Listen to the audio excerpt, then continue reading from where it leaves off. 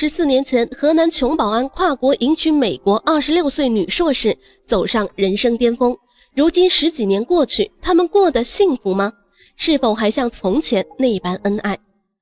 河南小伙名叫蔡小華，出生於駐馬店如南縣祝良鎮的一個貧困家庭，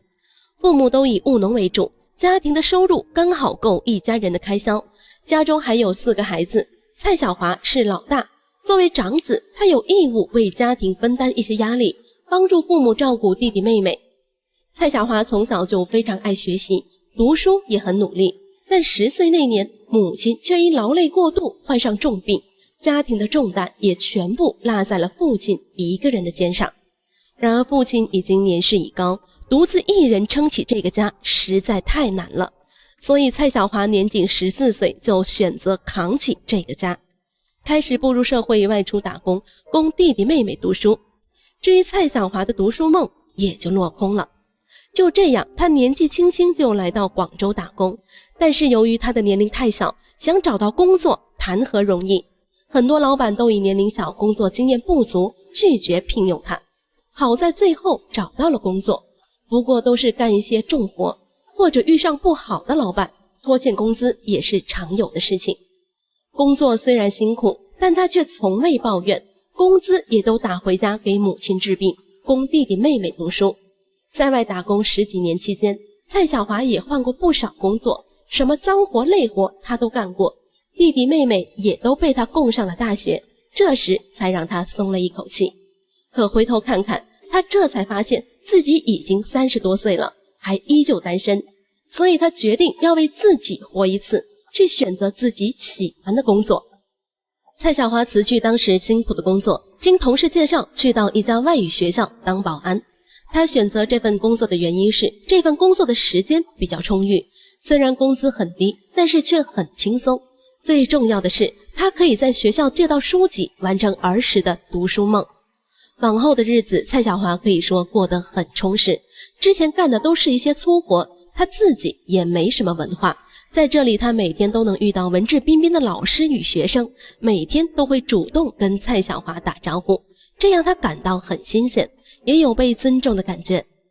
蔡小華打小就是一個愛學習的人，每到晚上他都會獨自研究從學校圖書館裡借來的書籍，遇到不懂的地方還會向比較熟悉的老師虛心請教。久而久之，大家也都很喜歡這個新來的保安大叔。蔡小華原本以為自己就這麼平淡地過完下半生，但是2007年他遇到了蒂芙尼，那個改變他一生的人。那是一個暑假的午後，學生们都已經放假，蒂芙尼突然出現在校門口。這個外國女孩身材高挑，皮膚白皙，五官立體，看起來也就20幾歲，年輕漂亮。蒂芙尼的出現頓時引起了蔡小華的注意。出於內心熱情，蔡小華立即上去用自己蹩腳的英文打招呼。經過相互了解，蔡小華得知蒂芙尼出生於美國，26歲，父親是美國當地一位有名的電工，母親是大學教授，而蒂芙尼也很優秀，畢業於新澤西州立大學研究生，可以說跟蔡小華是兩個世界的人。而蒂芙尼從小就一直很熱愛歷史悠久的華夏文化，所以畢業後他選擇來到中國當一名外語教師。這一次的到來就是受到學校的邀請，來當一名外語教師。來到中國後，蒂芙尼很快就愛上了這個國家。第一次來到中國，人生地不熟，因此蒂芙尼想多交一些朋友。第一次見到蔡小華時，他就覺得這個保安很有趣，美國人的性格也比較活潑開朗。於是從那次之後，蒂芙尼一有空就跑去保安室找蔡小華聊天，相互之間交流各自的國家語言，兩者之間相互教學，遇到比較難理解的單詞成語，用肢體語言來描述。久而久之，兩人越來越熟悉彼此，感情升溫。蒂芙尼不論有什麼心煩的事，都會跑去跟蔡小華分享，而蔡小華也逐漸愛上了這個外國女孩。可是他知道兩人的差距太大，無論從家庭背景還是個人成就來看，他都不如蒂芙尼，所以他只能把自己的愛意藏在心底。但是沒想到，蒂芙尼卻大膽地向他表白。蔡小華思慮再三，覺得自己配不上蒂芙尼，況且自己還比蒂芙尼大了9歲，所以蔡小華選擇拒絕了蒂芙尼。可蒂芙尼卻落落大方地表示沒關係，自己還是會繼續追求蔡小華。不想耽誤蒂芙尼的蔡小華選擇回到老家躲避，但是沒想到他低估了自己對蒂芙尼的愛。此次分別讓他感到了孤獨，時常想念蒂芙尼，這種感情在心裡越發強烈。從老家回來後，就見到蒂芙尼老早的在車站等着他了，手上還抱着一個盒子，裡面全是寫給蔡小華沒送出去的情書，信中全是蒂芙尼滿滿的愛意，這讓蔡小華深深感動，同時也明白了蒂芙尼對這份感情是多麼的真誠。於是這一次，蔡小華決定不再拒絕，勇敢地追求自己的愛情。兩人在一起後，也像普通情侶那般，下班一起看看電影、逛街，一起吃街邊小吃。這對異樣的組合常常引起路人的側目。蔡小華也向朋友大膽介紹蒂芙尼，談了一段時間之後，蒂芙尼也向外國的親朋好友介紹自己的中國男朋友。蔡小華本以為會遭到大量的反對，畢竟他和蒂芙尼相差9歲，而且跨國婚姻、愛情往往充滿着變數，卻沒想到蒂芙尼的親人很支持他們的感情，給予兩人真摯的祝福。原來美國家庭教育屬於放養模式，孩子成年後，父母就不再過多的干預孩子的人生。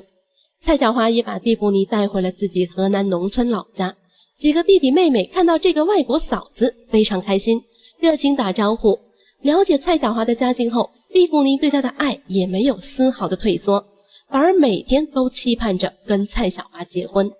他表示一直看重的是蔡小華的人品，因此不會嫌棄蔡小華的家境。在雙方父母的同意下，兩人在河南老家舉辦了一場中式婚禮，這讓蒂芙尼覺得十分新奇，熱情地跟長輩們敬酒，十分接地氣。蔡小華父母看到蒂芙尼這麼的懂事，也十分欣慰。他們結婚之後定居在鄭州，蒂芙尼在當地一所學校找了一份工作，而蔡小華則繼續努力學習英語，最後也找到了一份不錯的工作。沒過多久，蒂芙尼就懷孕了，最後在中國為蔡小華生下了一個可愛的混血寶寶。但是為了孩子以後有更好的成長環境，他們決定去美國發展。就這樣，2010年，蔡小華離開了自己生活30多年的故土，前往美國。來到美國後，兩人再次舉辦了一場西式婚禮。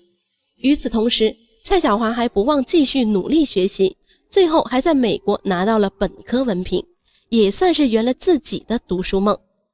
此後，蒂芙尼又在美國為他生下了一個混血寶寶。現如今，一家4口在美國幸福地生活着。